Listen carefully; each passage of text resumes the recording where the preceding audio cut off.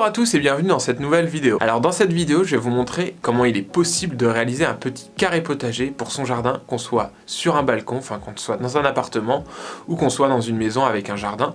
Il y a plusieurs possibilités. Ça pourrait être déjà un carré surélevé, un carré potager surélevé, comme j'ai chez moi, je vous le montrerai en vidéo. Il y a aussi des carrés potagers qui sont au sol, donc avec plus ou moins de hauteur. Ça, ce sera à vous de le jauger, ce sera à vous de choisir comment vous voulez le faire.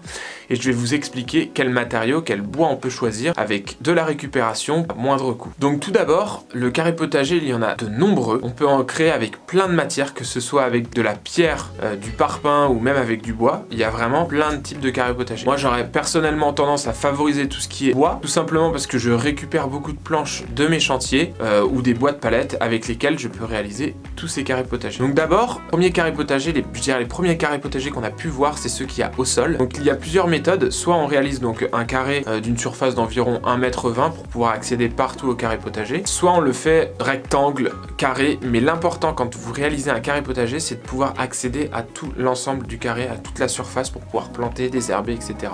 Et le but aussi d'un carré potager pour moi, c'est d'éviter justement de se baisser trop et aussi simplifier, je dirais, l'entretien du potager. Étant donné que je vais très souvent utiliser du bois, ce qu'il va falloir penser, c'est d'éviter tout contact entre bois et la terre. Car s'il y a un contact entre bois et terre, c'est là où le bois va avoir tendance à moisir. Donc ce que je vais faire généralement, c'est que je vais placer une membrane contre le bois pour éviter justement que le bois pourrisse et maximiser la longévité du bois. Les structures seront vraiment différentes après, en fonction du bois, c'est-à-dire de la densité du bois, le carré potager sera plus ou moins durable. Il faut penser à une autre chose aussi, c'est en fonction de la hauteur de terre. Si vous faites des carrés relativement bas, je vous déconseille de mettre un fond.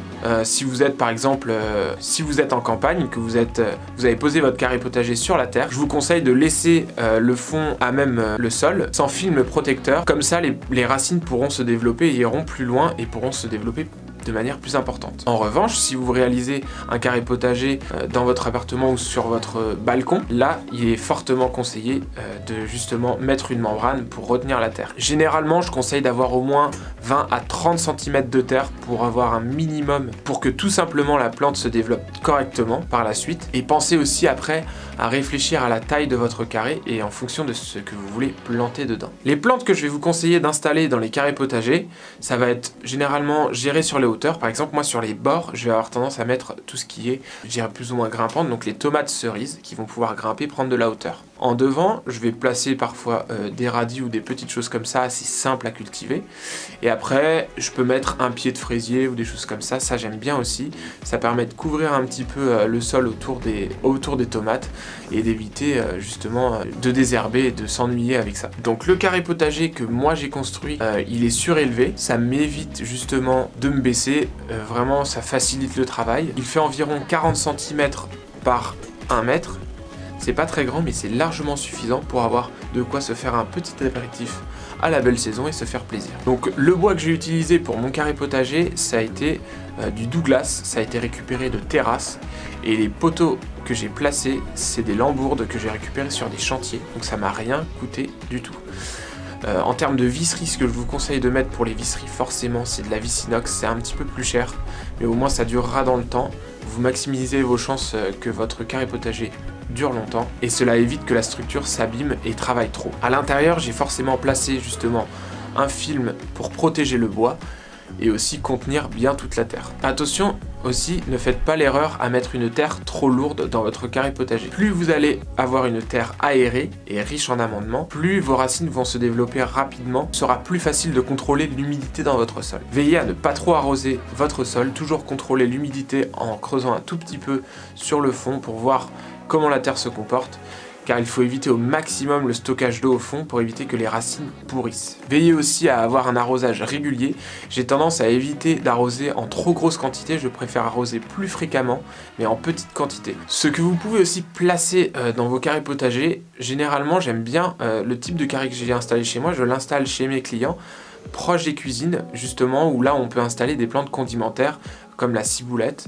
Ça peut être du romarin, mais taillé très souvent pour éviter qu'il prenne trop d'ampleur. On va mettre aussi tout ce qui est basilic ou des choses comme ça. Par contre, à éviter fortement, ça va être tout ce qui est menthe. Parce que le problème de la menthe, c'est que c'est extrêmement traçant. Et là, vous allez en avoir partout dans votre carré potager. Généralement, moi, je la plante toute seule dans un pot à côté pour éviter justement toute propagation de cette plante. Tout ce qui est aussi framboisier ou des choses comme ça peut être intéressant si vous avez un carré plus ou moins grand, mais pareil, il faut l'isoler car ces plantes sont très traçantes, donc il faut vérifier à les contrôler et à faire attention à ce que ça n'aille pas partout. J'ai aussi construit un carré potager en bambou plessé, ça peut être aussi en noisetier, il faut que ce soit des matières, je dirais des tiges relativement flexibles pour justement réaliser le plessage. Ça c'est de la récupération si vous avez des bambous, que vous taillez vos bambous, que vous ne savez pas quoi en faire, ou les noisetiers c'est la même chose. Là, vous pouvez réaliser le plessage, donc vous prenez les plus grosses tiges pour vraiment les placer, réaliser votre carré, vous tendez votre cordeau, vous prenez une équerre pour que l'équerrage soit correct, après c'est qu'une question d'esthétique. Et une fois que vous avez placé tous vos piquets les plus gros, c'est là où vous allez pouvoir réaliser le plessage d'un carré potager. Ça vous permet de réutiliser ce qu'il y avait dans votre jardin et le résultat sera identique à un carré potager en planche de bois. Si vous avez des questions, n'hésitez pas, je suis toujours là pour vous et pour vous répondre. Donc n'hésitez pas à consulter mon site internet Good Time Garden et je vous dis à une prochaine. Ciao!